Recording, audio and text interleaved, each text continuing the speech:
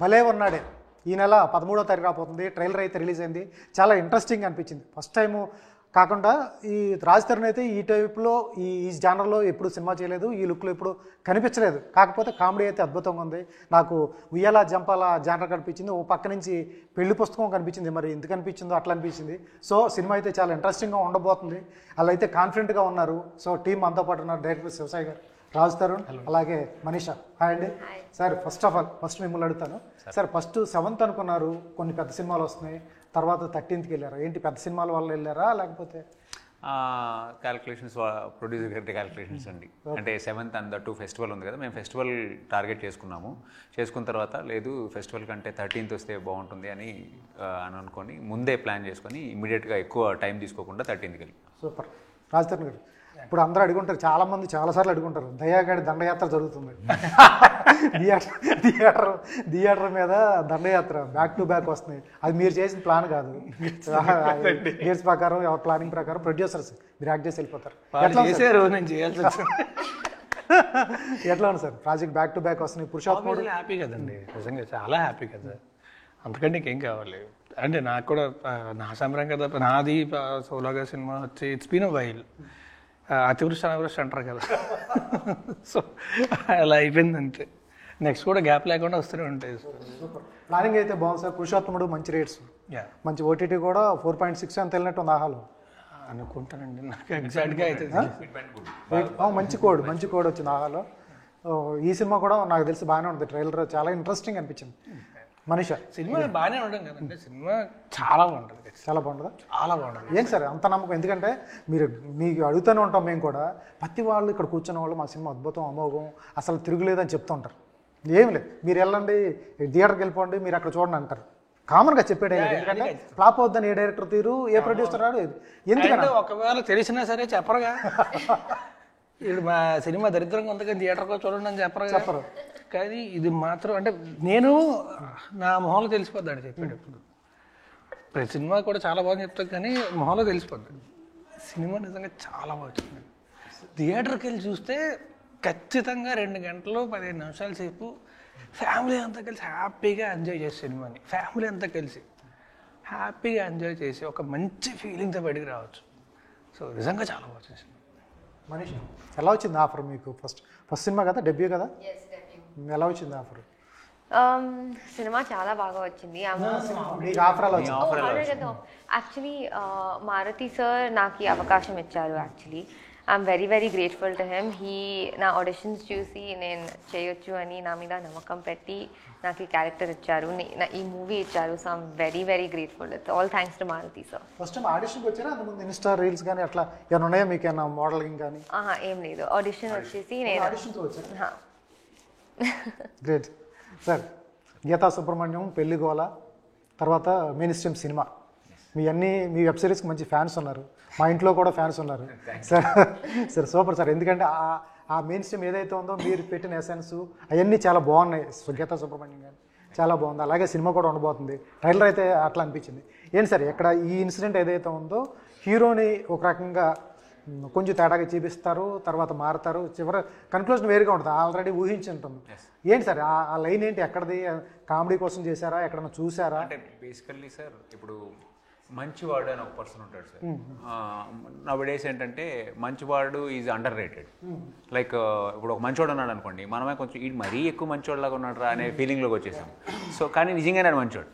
ఒక రోడ్డు మీద వెళ్తున్నప్పుడు మనం అడ్రస్ వెతుకుతూ ఉంటే ఒకడు పిలిచి మరీ చెప్పాడు అనుకోండి, మనం డౌట్గా చూస్తాం ఇదేంటి పిలిచి మరీ చెప్తున్నాడు అని కదా. But he's good. సో ఈ character wise the person is good. మనం చూసే పర్సెప్షన్ వైజ్ ఇటు కొంచెం తేడాగా బిహేవ్ చేస్తున్నాడే. పొద్దున్నే లేస్తాడు, శారీ డ్రైప్ చేస్తాడు, ముగ్గులు వేస్తాడు, ఇంట్లో వంట చేస్తాడు, వాళ్ళ అమ్మ బట్టలు ఉతుకుతాడు. బట్ అతని పెంపకం ఉంటుంది కదండి, అంత మంచి పెంపకం, దాన్ని మిస్అండర్స్టాండ్ చేసుకోవడం. సో లైన్ ఎక్కడది? ఎవరైనా తెలిసిన వాళ్ళు ఉన్నారా? ఎవరైనా చూసారా? సొసైటీలో చాలా మంది ఉన్నారండి అలా. వాళ్ళు మంచోళ్ళుగానే ఉంటారు కానీ మనం వాళ్ళని మిస్అండర్స్టాండ్ చేసుకుంటాం. Inbuilt they are very good, kind hearted. అంటే కైండ్ హార్టెడ్కి ప్లేస్ లేదు కదండి నౌ డేస్. వాడు చాలుగా ఉంటేనే ఇట్ ఈస్ ఇటు బతికేస్తాడు రా, నువ్వు మరీ కైండ్ హార్టెడ్ రా, నేను ఎవరో తొక్కేస్తారు అని మనమే సప్రెస్ చేస్తున్నాం కదా. అలాంటి అలా క్యారెక్టర్లు చూసి అవుట్ ఆఫ్ ఆ ఎసెన్స్ నుంచి తీసుకొచ్చింది అండి. నాకు కథం తర్వాత ఒక అతను బెంగళూరులో మా బాబు ఒక సాఫ్ట్వేర్ కంపెనీలో పనిచేసేవాడు. సో అతని ఫ్రెండ్ ఒక అతను ఉండేవాడు అనమాట. ఆయన ఈజ్ ఎ పెర్ఫెక్షనిస్ట్. ఆయన బైక్లో పెట్రోల్ ఎప్పుడూ ఫుల్ ఉండాలి, కొంచెం తగ్గిందంటే మళ్ళీ ఫుల్ ఉండాలి. మా బావ దరిద్రం ఏంటంటే ఆయన టీం లీడర్, ప్రతి పని పర్ఫెక్ట్గా ఉండాలి. ఇప్పుడు ఆయన తప్పులేదు అందులోని, ఆయన తప్పులేదు కానీ వీళ్ళు తిట్టుకుంటారు, దుబ్బేస్తున్నాడు రా, కానీ తప్పులేదు. హీ హాస్ టు, కానీ పని కరెక్ట్గా చేయమంటాడు అంతే, అందులో తప్పే ఉంది. కాదు మనకి అబ్బా దుబ్బేస్తున్నాడు బాబా, దుబ్బేస్తున్నాడు రా. సో అలాగే కొంచెం తేడా కాదు సార్, పిచ్ అంటారు అంటే చుట్టూ వాళ్ళు అనుకుంటారు అందులో తప్పే ఉండదు. ద పర్ఫెక్షనిస్ట్ అంటే సరిగ్గా ఉండడం, ప్రాపర్గా ఉండడం అనేది పక్క వాళ్ళు. ఎందుకంటే మనం ఎక్కడో అలా ఉండం కదా, ఎక్కడో దగ్గర మనకి చిన్న లీనియన్స్ కావాలి, చిన్న లిబర్టీ కావాలి ఖచ్చితంగా. సో అందుకు ఎవడన్నా సరే కరెక్ట్గా ఉండి ఆడు కరెక్ట్గా ఇప్పుడు వాడు కరెక్ట్గా లేకుండా ఉండమంటే పర్లేదు, ఆడు కరెక్ట్గా ఉంటూ వాళ్ళు ఉండమంటే కష్టం. కరెక్ట్గా ఆలోచిస్తే మనకు అనిపిస్తుంది అండి వాడే కరెక్టరా మనం తప్పు అనేది కరెక్ట్గా ఆలోచిస్తే అనిపిస్తుంది. అంటే మనకున్న జనరలైజ్ ప్రకారం వెళ్ళిపోతాం కానీ ఆడి తేడా అని. ఫ్రాంక్లీ చూస్తే అరే ఆడిదే కరెక్ట్ కదా, మనం కొంచెం తేడాగా ఉన్నామేమో, కాకపోతే ఎక్కువ సెక్షన్ ఆఫ్ ఆడియన్స్ ఇటు ఉండడం వల్ల ఆడిని తేడాగా చూస్తాం. ఏంటి సార్ రాధా క్యారెక్టరు ముగ్గులేస్తుంది, వంట చేస్తుంది, తర్వాత చీరలు కడుతుంది. ఈ చీరలు కట్టడం చాలా కష్టం కదా సార్, ఎక్కడ నేర్చుకున్నారు? పర్లేదండి బాగా నేర్చుకున్నా. ముగ్గులేడు ఇంకా సరిగ్గా రాలేదు, ట్రై చేసేది చేశారు వేసాను, బట్ కొంతవరకు పర్లే. వంట నాకు మామూలుగా వంట వచ్చు, సో వంట పర్లే. ఏది చేస్తారు రాజు బాగా మంచి వంట? ఏం చేయమన్నా చేస్తాను. ఏంటంటే మటన్ మటనా? అంటే ఏదైనా ఏమన్నా ఉంటుంది బాగానే ఉంటుంది. ఈ చీరలు కట్టడం ఏంటి కాన్సెప్ట్ సినిమాలో? అంటే రాధా అనే క్యారెక్టర్ బేసిక్గా అమ్మాయిలకి దూరంగా ఉంటాడు కానీ అమ్మాయిలకి బాగా దగ్గరగా ఉండాలి. చుట్టూ అమ్మాయిలు ఉండాలి కానీ అమ్మాయిలతో నార్మల్గా అమ్మాయి అబ్బాయి ఉన్నప్పుడు ఒక చిన్న కైండ్ ఆఫ్ మూమెంట్ ఉంటుంది కదా, ఆ మూమెంట్స్ ఉండవు. ఎందుకు ఉండాల్సి వస్తుంది హీరో క్యారెక్టర్? అదే సినిమా సెప్టెంబర్ 13 థియేటర్కి వెళ్ళి వెండితెర మీద మా సినిమా. ఓకే, కొన్ని కాంబినేషన్స్ ఉన్నాయి. గణేష్ గారి కాంబినేషన్ మీది ఎట్లా బాగా పేలినాయి డైలాగ్స్ అయితే. ఆయన ఈ మధ్యకాలంలో ఆయన 10 సినిమాలు ఉన్నాయి, మంచి క్యారెక్టర్ పడుతుంది ఆయనకి. మీ కాంబినేషన్ సీన్ నాకు తెలిసి బాగున్నట్టు ఆయన కానీ ఆది గారి ఎట్లా ఉండబోతుంది గణేష్ గారు? అంటే వీటీవీ గణేషన్ గారిది ఆయన మ్యూజిక్ ఏంటంటే ఆయన డైలాగు చెప్పడం అని కాదు, ఆయన మాట్లాడితే నవ్వు వస్తుంటుంది. ఆయన టైమింగ్ అదొక రకం అస్సలు. బేసిక్గా షార్ట్ చేసేటప్పుడు నేను ఫ్రేమ్లో అంటాను కాబట్టి చాలా కష్టపడి ఐ యూస్ టు యాక్ట్ వచ్చాను. ఎందుకంటే నవ్వు ఆపుకోవాలి, చుట్టూ ఉన్న వాళ్ళందరూ పళ్ళు నవ్వేశారు, మేకప్ అందరూ కూడా ఆయన డైలాగ్ చెప్పడం లేదు, పళ్ళు నవ్వేశారు. నేనేమో నవ్వు ఆపుకోవాలి. ఆయన టైమింగ్ అంతే, అదొక అద్భుతమైన టైమింగ్ అయింది. ఆయన చెప్పే విధానమే నవ్వు వస్తుంది మనకి. ఆఫ్లైన్ లో కూడా అండి, కెమెరా పెట్టక్కర్లేదు, మానిటర్ వైపు ఏం చేస్తున్నాడు అని చూస్తుంటాం కదా, ఆయన వచ్చి నన్ను చూస్తుంటాడు పెట్టుకొని నా ఎక్స్ప్రెషన్ చూసి నచ్చేసింది కదా. ఇప్పుడు మైండ్ లో మనకి ఆయన మన వైపు చూస్తున్నప్పుడు ఒక చిన్న అటెన్షన్ ఉంటుంది కదా, సార్ కొంచెం పక్క వెళ్ళండి సార్ అంటే, లేదు మీరు చూడండి అని కరెక్ట్గా నా ఎక్స్ప్రెషన్ మీద బాగుంది నచ్చేసింది కదా. సూపర్. మనీషా ఫస్ట్ టైం డెబ్యూనే మంచి క్యారెక్టర్ దొరికింది, ఎందుకంటే ఫుల్ లెంగ్త్ క్యారెక్టర్. ఈ మధ్యన హీరోయిన్స్కి అంత స్కోప్ ఉన్న క్యారెక్టర్స్ రావట్లేదు, సాంగ్స్ లేకపోతే చిన్న క్యారెక్టర్స్ దొరుకుతుంది, సాంగ్స్ మధ్యలో వచ్చి యాక్ట్ చేసి వెళ్ళిపోవటం అట్లా. ఇంకా కాకపోతే నీకు ఈ సినిమాలో మంచి క్యారెక్టర్, మంచి స్కోప్ ఉంది. ఎట్లా అనిపిస్తుంది, ఎంతవరకు న్యాయం చేశాను? ఐఎమ్ వెరీ గ్రేట్ఫుల్ అండి, బికాజ్ ఫస్ట్ మూవీలో ఇలా క్యారెక్టర్ దొరకడం చాలా కష్టం. And I think because of Marathi sir and Sai sir, na mida like they believe that I can do it, but chala guidance kuda icharu because it's not easy. First movie lone chala patience teeskoni naaku నేర్పించారు, so I'm very happy. Raj Tarun ఎనర్జీని ఎలా match చేసావు? మామూలుగా energetic ఉంటాడు acting కానీ. ఈ మూవీలో energy చాలా, ఈ మూవీలో ఓహో మీద అయ్యి ఉంటుంది. ఈ మూవీలో రాజ్కి ఎనర్జీ అస్సలు లేదు, నా ఎనర్జీనే చాలా ఎక్కువ ఉంది. సో ఏం మ్యాచింగ్ ఇట్ వాజ్ ఓకే. ఈ మూవీకి రాజ్ చాలా డిఫరెంట్ లైఫ్ లో కనిపించాడు, సో ఇట్స్ నైస్. ఏంటి సార్ ఇటువంటి క్యారెక్టర్లు, చిన్న లోపం ఉన్న క్యారెక్టర్స్ కానీ ఇటువంటి ప్రాబ్లం, హీరోకి ఆ టైప్ అనే క్యారెక్టర్ చేయడానికి హీరోకి గట్స్ ఉండాలి, కథ ఒప్పుకోవడానికి కూడా గట్స్ ఉండాలి. ఏ ధైర్యంతో ఓకే చేశారు? రెండండి. ఒకటి ఫస్ట్ కథ చాలా, అంటే మీరు సెప్టెంబర్ 13 సినిమా చూస్తే మీకు అర్థమవుతుంది. ఎంతో మంచి ఎంటర్టైన్ చేస్తూనే ఉంటుంది సినిమా, చాలా రిలేటబుల్గా ఉంటుంది అండ్ ఎంతో మంచి అర్థం ఉన్న ఒక కథ. ఏదో ఊరికే అలా వెకిల్ కామెడీ చేసేసి అలాంటి సినిమా కాదు. సో కథ అన్నిటికంటే ముఖ్యంగా మా డైరెక్టర్ అతను నాకు చెప్పినప్పుడు ఫస్ట్ కథ, తర్వాత తన సినిమాని ఎలా చూస్తున్నారు అనే విషయం నాకు చెప్పినప్పుడు నాకు అర్థమైంది. అంటే పొరపాటున చిన్న గీత దాటి వెళ్ళిపోవడం, లేకపోతే ఎక్కడన్నా కొంచెం చిన్న వెకిల్ కామెడీ చేసేసు, అడల్ట్ కామెడీ చేసి అలా కాకుండా ఖచ్చితంగా గీత ఎక్కడా దాటకుండానే చేస్తారు అని నాకు క్లియర్గా అర్థమైంది. సో ఇమీడియట్గా వెంటనే as direct. So most importantly as director. Sir చాలా బాధ్యత పెట్టాడు ఆయన. చాలా బాధ్యత. అంటే మీరు ఇంట్రెస్ట్ స్టార్ట్ అయ్యేటప్పుడు పెద్ద బాధ్యత పెట్టాను. పెళ్లి పుస్తకం అని అనగానే అమ్మా అన్నారు ఎవరో తెలిసిన వాళ్ళు. ఆ కైండ్ ఆఫ్ ఉంది, సెకండ్ హాఫ్ ఆ కైండ్ ఆఫ్ ఉంటుంది ఉంటుందండి. అంటే ఉంటుంది కదండి, మనకు తెలియకుండానే ఇన్ఫ్లుయెన్స్ ఉంటుంది కదా. Like I'm big fan of Babu గారు. ఆయన సినిమాలు షార్ట్ టు షార్ట్ ఆపుకొని చూసిన రోజులు ఉన్నాయి. అది ఎలా పెడతారు ఈ ఫ్రేమ్స్ అని నేర్చుకునే ప్రాసెస్లో నేను చాలా పెద్ద ఫ్యాన్ని. సో మీరు అనగానే నేను I mean Cloud9 at the same time పెద్ద భారం అది. ఓకే, ఎలా ఉండబడుతుంది? ఫీస్ట్ ఉంటుందా? బాగానే ఉంటుందా? ఫ్యామిలీ ఆడియన్స్ అంతా వస్తే 100% ఫ్యామిలీ ఆడియన్స్ అండి. నేను ఆడియన్గానే చూస్తాను సినిమాని. లైక్ ఎంత డైరెక్టర్గా చేసినా కానీ ఫైనల్గా ఆడియన్కి ఎలా అనిపిస్తుంది, ఎక్కడ నవ్వుతారు, ఏం నవ్వుతారు అనేది మనం అనుకున్నా అక్కడ కొన్ని డిఫరెంట్ జరుగుతాయి. బట్ ఇక్కడ చాలా షో వేసుకొని చూసినప్పుడు ఇన్నిసార్లు చూసినా కానీ నాకు నవ్వు వస్తుందంటే ఆడియన్ ఈ పర్టికులర్ మూమెంట్లో రెస్పాండ్ అవుతారు. అండ్ ఓన్లీ కామెడీ మీదే డిపెండ్ అవ్వలేదండి, complete nice drama. Okay, comedy ఉండాలి, అట్ ద సేమ్ టైం మన లైఫ్ని రిజంబుల్స్ ఉండాలి. మన లైఫ్ అంటే మిక్సింగ్ ఆఫ్ మల్టిపుల్ ఫీలింగ్స్ కదండి, సినిమాలో అన్ని ఫీలింగ్స్ ఉంటాయి. మీ యాజ్ అసిస్టెంట్ డైరెక్టర్గా చెప్పండి, కొన్ని కథలు మీ దగ్గరికి వస్తాయి, కొన్ని సందర్భాలు మొహమాటంతో కొన్ని ఒప్పుకోవాల్సి వస్తాయి. అట్లా సందర్భాలు ఉంటాయి. తీసేటప్పుడే మీకు తెలిసిపోతూ ఉంటుంది. కొన్ని అర్థమవుతాయండి, కొన్ని తెలియవు. బట్ మహాభారతం అంటే కొన్ని కాదండి, చాలా ఒక్కటి రెండు అంతే అనుకుంటా తప్ప లేదండి. ఎప్పుడైనా సరే ఏదైనా ఖచ్చితంగా మనకు బాగా నచ్చే చేస్తాం. ఇప్పుడు సినిమా ఆడితే నేను అక్కడే క్రియేట్ చేసుకుంటాను, ఆడకపోతే నాదే తప్ప అన్నట్టు కాదు కదా. సినిమా అనేది 24 క్రాఫ్ట్లు ఉంటాయి, 200 మంది కలిసి పనిచేస్తాం. ఎక్కడే చిన్నదిగా తేడా కొట్టినా సరే ఇట్లా ఫాలో ఆఫ్ అయితే జంగా ప్రజల్లో ఉంటుంది కదా, ఇస్తే మొత్తం పడిపోతుంది. సో అలాగా కొన్నిసార్లు పొరపాటు జరిగినప్పుడు జరిగిన పొరపాటు మళ్ళీ జరగకుండా చూసుకోవాలి అంతే. సో మంచి జరిగినప్పుడు ఎక్కడ బాగా జరిగిందో చూసుకొని అది మళ్ళీ రిపీట్ చేసుకొని ట్రై చేసుకోవాలి. కొన్నిసార్లు తెలిసిపోతాం కదా, సినిమా అద్భుతంగా చెప్తారు, స్టోరీ లైన్ కానీ అవన్నీ అద్భుతంగా, నెరేషన్ అద్భుతంగా ఉంటుంది. మేకింగ్ వచ్చేటప్పటికి కొంత తేడా కొట్టేస్తాం. ఆ టైంలో క్యాచ్ పెట్టేసామని మీకు అర్థమైపోతాడు. ఆ టైంలో ఏం చేస్తారు? ఇంకా నాకు ఏం చేస్తామంటే ఇంకేం చేయటానికి ఉండదు, ఏం చేయలేం కదా. ఆబ్వియస్లీ ఆ వీలైనంత వరకు డ్యామేజ్ కంట్రోల్ చేసుకొని ట్రై చేస్తాం అంతే. జరిగితే జరిగింది, వినేవాళ్ళు ఉంటే జరుగుతుంది, వినేవాళ్ళు లేకపోతే జరగదు కొంత, అది కూడా. సో తప్పదు కదా, అది పెయిన్. ఏంటండి పెళ్ళి ఇంటర్వ్యూలు బ్యాంగ్గా వస్తుంది అనుకుంటా నాకు తెలిసి. నిశ్చితార్థం టైంలో బ్రేక్ అవుతుందా మీది? సినిమాలో స్టోరీలో నిశ్చితార్థం టైంలో బ్రేక్ వస్తా, పెళ్ళి ఒక ముందే పెళ్ళికొడుకు గురించి తెలుసుకోవాలి అనేది. సెప్టెంబర్ 13 థియేటర్కి వెళ్ళి కాదు, అది ట్రైలర్లో పెట్టారు, ట్రైలర్లో పెట్టింది అడిగాను. అది చాలా కొత్త డిఫరెంట్ కాన్సెప్ట్ ఉంది. అది నేను చెప్పాలంటే ఐ థింక్ సినిమా చూడాలి, సినిమా చూస్తే మీకు అందరికీ అర్థమవుతుంది. Super sir. ఇటువంటి కామెడీ స్టోరీస్ ఎలా కనెక్ట్ అవుతాయి సార్? ఇటువంటి జానర్ ఆఫ్ కామెడీ స్టోరీస్ కానీ ఫ్యామిలీ డ్రామాస్ కానీ చాలా వస్తున్నాయి.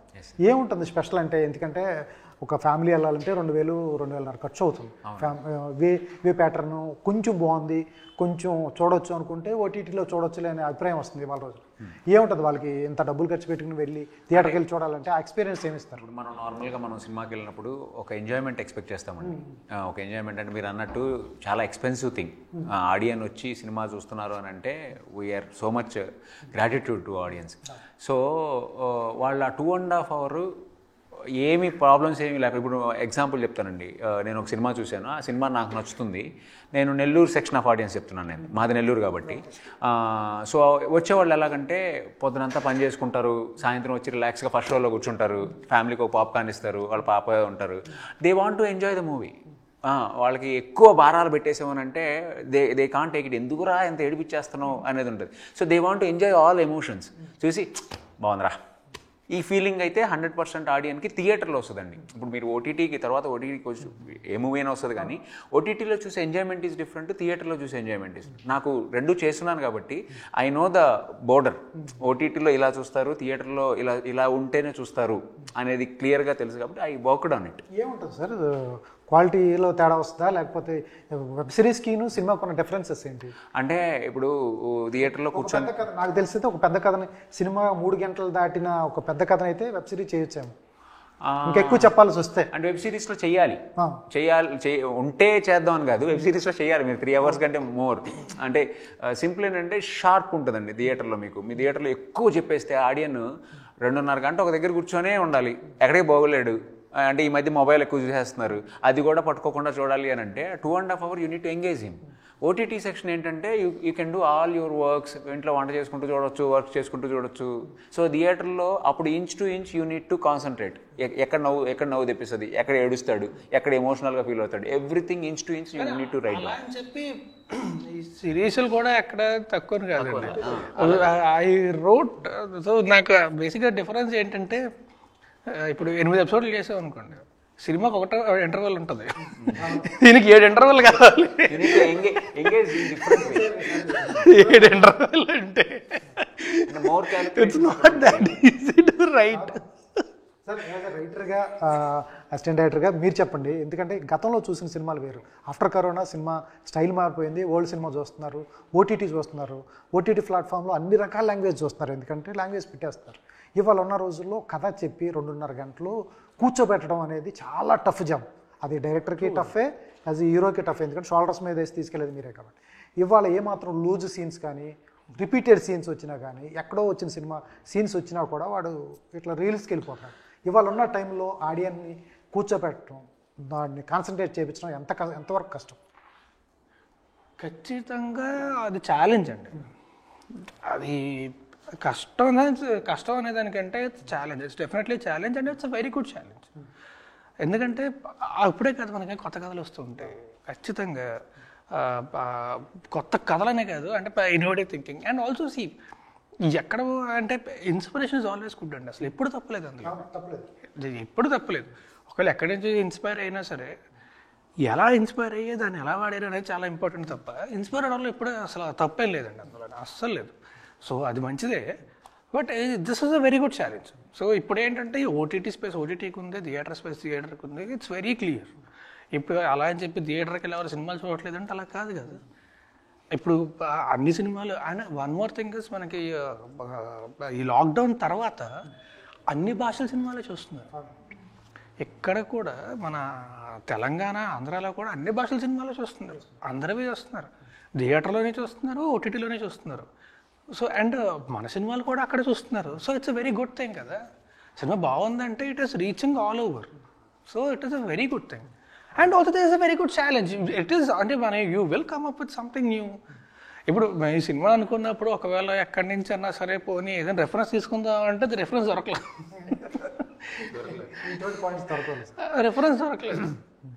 సో అంటే నేను రెఫరెన్స్ దొరకలేదు ఎందుకన్నా అంటే ఒకసారి సినిమా చూస్తే మీకు అర్థమవుతుంది. మేబీ ఇలాంటి క్యారెక్టర్స్ ఉండొచ్చు కానీ ఒకసారి సినిమా చూస్తే మీకు అర్థం, ఎందుకంటే చాలా ఒక ఫైన్ లైన్ మీద ఉండాలన్నమాట. మీకు యాక్చువల్లీ సినిమా రిలీజ్ అయిన తర్వాత video interview I actually explain you why we didn't get reference. Sir ఇవాళ రోజున ఆడియన్స్ థియేటర్కి రాకపోవడానికి కూడా ఇంచుమించు మనమే కారణం అవుతున్నాం. ఎందుకంటే 15 daysకి బ్రేక్ త్రూ కోసం లేకపోతే బ్రేక్ ఈవెన్ కోసం ఓటీటీకి ఇచ్చేస్తున్నాం. ఇది ఓటీటీలో చూద్దాంలే అనే ఉద్దేశంతో వాళ్ళు థియేటర్కి రావడం మానేస్తున్నారు. ఇంచుమించు ఈ టైంలో థియేటర్స్ని క్రౌడ్ పుల్ చేయడం కొంచెం కష్టం అనిపిస్తుంది. ఖచ్చితంగా అంటే క్రౌడ్ పుల్ చేయడం అంటే ఇప్పుడు మనకి సినిమాకి థియేటర్కి పుల్ చేయడానికండి ఫస్ట్ మనకి ఏమిటో టీజర్, ట్రైలర్, పాటలు అండి. ఈ 3 జనాలకు నచ్చితే ఖచ్చితంగా ఇంట్రెస్ట్ చూపిస్తారు థియేటర్కి రావడానికి. అండ్ అతి ముఖ్యమైన విషయం ఏంటంటే ఒక్కరే ఇంట్లో చూడడానికి ఒక 100 మందితో కలిసి థియేటర్లో కూర్చొని సినిమా చూడడానికి చాలా డిఫరెన్స్ ఉంటుంది experience. That experience will always stay, అది ఎప్పుడు పోదు. అండ్ మనకి ఇప్పుడు కూడా థియేటర్కి పుల్ చేయడం అంటే just talking about the first day ఆ మార్నింగ్ సినిమా బాగుంది అంటే ఖచ్చితంగా వస్తారు, ఖచ్చితంగా వచ్చి వస్తారండి. ఈరోజుకి ఏ సినిమా ఉన్నా సరే బాగున్న సినిమా ఎప్పుడు థియేటర్కి చూడకుండా అయితే ఎప్పుడు లేరండి, ఖచ్చితంగా చూస్తారండి. ఎందుకంటే థియేటర్లో కూర్చొని సినిమా చేసే ఎక్స్పీరియన్స్ అనేది అది వేరు. ఇంట్లో కూర్చొని ఒక్కలా కూర్చొని చూసేసి నవ్వుకోవడం కంటే థియేటర్లో 100 మంది కలిసి కూర్చొని నవ్వుకోవడం అనేది ఇట్స్ వెరీ బ్యూటిఫుల్ ఎక్స్పీరియన్స్. నవ్వడమైనా ఎడవడమైనా థ్రిల్ ఫీల్ అవడమైనా ఏదైనా సరే it's beautiful experience watching a film అనే థియేటర్. సో అది ఎప్పటికీ ఉంటుందండి. అది దట్ ఈస్ నాట్ డిఎన్ఏలో ఎంటర్టైన్మెంట్ అంటే సినిమా అండి. సార్ తమిళియన్స్ వీళ్ళు కర్ణాటక ప్రశాంత్ నీల్ గారు తెలుగు ఆడియన్స్ అంత మంచి వాళ్ళు ఎవరు లేరని చెప్తాం. మనం ఏదైనా చూస్తాం 100%. సార్. ఏంటి బ్యాక్ టు బ్యాక్ మారుతి గారు ప్రొడక్షన్ హౌస్లో చేస్తున్నారు ఈ సినిమా, తర్వాత సినిమా కూడా మారుతి గారు సార్? అంటే మారుతి గారు అంటే ఆయన ప్రజెన్స్ సేమ్ అండి. అంటే అలా కుదిరిందండి.